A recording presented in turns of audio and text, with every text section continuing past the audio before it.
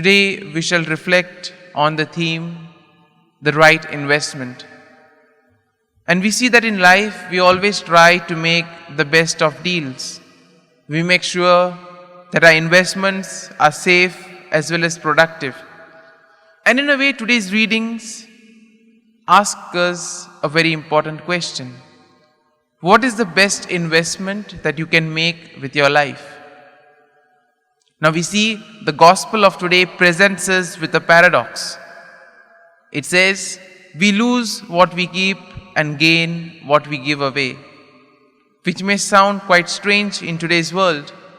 But when Jesus explains it, when Jesus tells us what he actually means by it, then it makes complete sense. When we lose our lives for Jesus, we gain a priceless treasure that lasts forever, and that is eternal life in the kingdom of God. And therefore we see that it is generosity that flows from a heart that is full of gratitude for the abundant mercy and grace which God grants. And therefore, in a way, today's readings call us to be generous in whatever we do, even though it may be small things, but still we need to give 100% in whatever we do. Today's first reading from the book of Sirach reminds us that true worship and sacrifices consist in keeping the law, giving alms, and also avoiding injustice. And we see that all these three things are in a way fundamental towards building the kingdom of God, are fundamental towards a peaceful society. And therefore one should be generous, cheerful and just when making an offering to the Lord, for the Lord will then repay him 7 times over. And therefore a similar promise is also made for those who become ideal disciples, as can be seen in today's gospel. Today's gospel invites us to reflect on Jesus, who says, the reward for those who follows him. Now right after the wealthy young man came to Jesus and refused to follow Jesus, Peter somewhat wanted to know. He was very curious and wanted to know what he and the other disciples would get out of it. Now they had followed Jesus unconditionally. Wherever Jesus went, they had left everything and they followed him. But Jesus gives them an answer with utter honesty. He tells them, those left with the world would receive 100 times more now and in the life to come. In a way, Jesus promises them eternal life.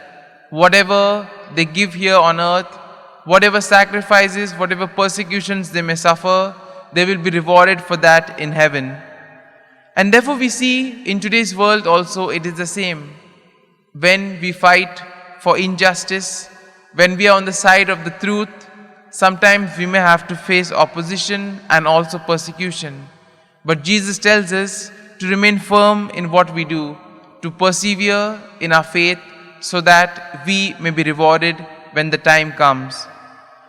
The gospel also tells us about the joy and treasure of God's everlasting kingdom. And we see that sometimes it is not surprising that things may not go our way. That when we fight for truth, when we fight against injustice, as we have seen the case with so many of our social activists, they may be persecuted, life may become difficult.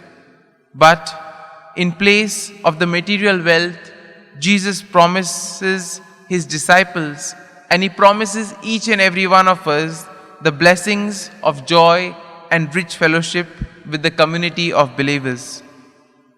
It is said that no earthly good or possession can replace the joy and bliss that Jesus gives each and every one of us. So in a very special way, as we reflect on today's readings, let us ask the Lord for the grace that we too may be able to dedicate ourselves completely, give 100% in whatever we do, so that even our smallest activity, our smallest deed may go a long way in building the kingdom of God. Amen.